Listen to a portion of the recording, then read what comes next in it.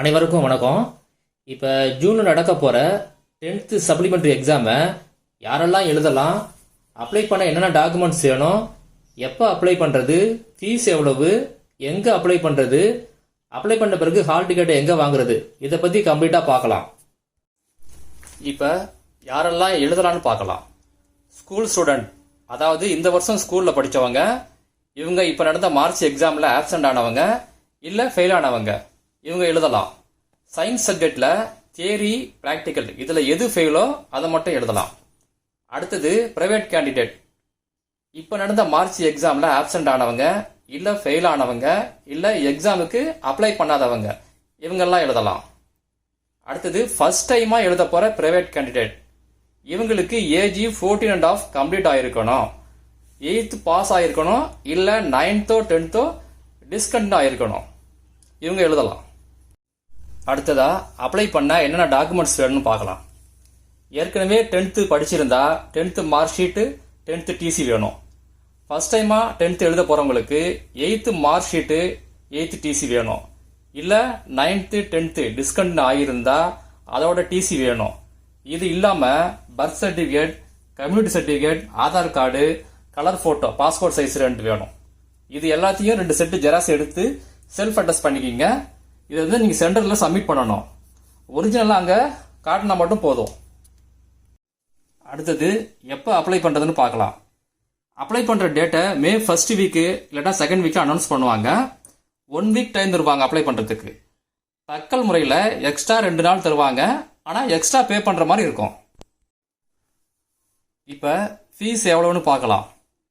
Announcement வந்த பிறகு தான் கரெக்டான ஃபீஸ் தெரியும். லாஸ்ட் இயர் ஃபீஸை ஒரு தடவை பார்க்கலாம். கட்ட வேண்டிய ஃபீஸு 195 ரூபா. தக்கலில் கட்டினீங்கன்னா 500 ரூபா எக்ஸ்ட்ரா.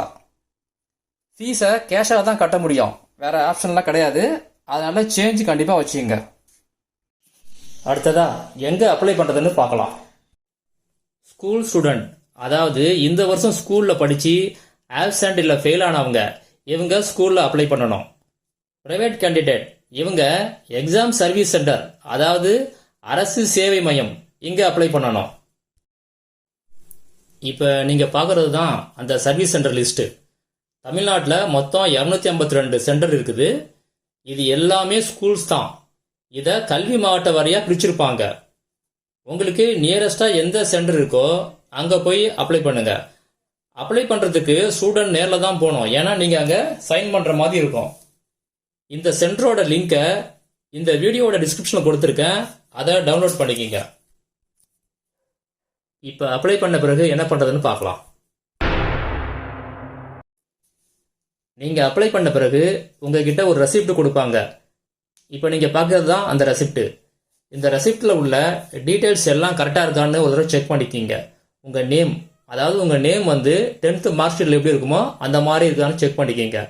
உங்களுடைய டேட் ஆஃப் பர்த், அடுத்தது நீங்கள் எழுத போகிற சப்ஜெக்ட், இதெல்லாம் கரெக்டாக இருக்கா அப்படின்னு ஒரு தடவை செக் பண்ணிக்கங்க. இந்த ரெசிப்டில் முதல்ல இருக்க பாருங்க ஒரு நம்பரு, அது வந்து அப்ளிகேஷன் நம்பர். அதில் ப்ராக்கெட்டில் உள்ளது பர்மனன்ட் ரிஜிஸ்டர் நம்பர். இந்த 2 நம்பரை வச்சு தான் நீங்கள் ஹால் டிக்கெட்டை ஆன்லைனில் டவுன்லோட் பண்ண முடியும். அதனால் இந்த ரெசிப்டை பத்திரமா வச்சுங்க. ஹால் டிக்கெட்டை எப்படி டவுன்லோட் பண்ணுறது அப்படின்னு இன்னொரு வீடியோவில் சொல்கிறேன். நீங்கள் இந்த சேனலை சப்ஸ்கிரைப் பண்ணி பக்கத்தில் உள்ள பெல் ஐக்கானை கிளிக் பண்ணுங்கள். அப்போ தான் நான் போடுற வீடியோவோட நோட்டிஃபிகேஷன் உங்கள் ஃபோனுக்கு வரும். இந்த வீடியோ பிடிச்சிருந்தா ஒரு லைக் பண்ணுங்கள், உங்கள் ஃப்ரெண்ட்ஸ்களுக்கு ஷேர் பண்ணுங்கள். ஏதாவது கேள்வி இருந்தால் கமெண்ட்டில் கேளுங்கள்.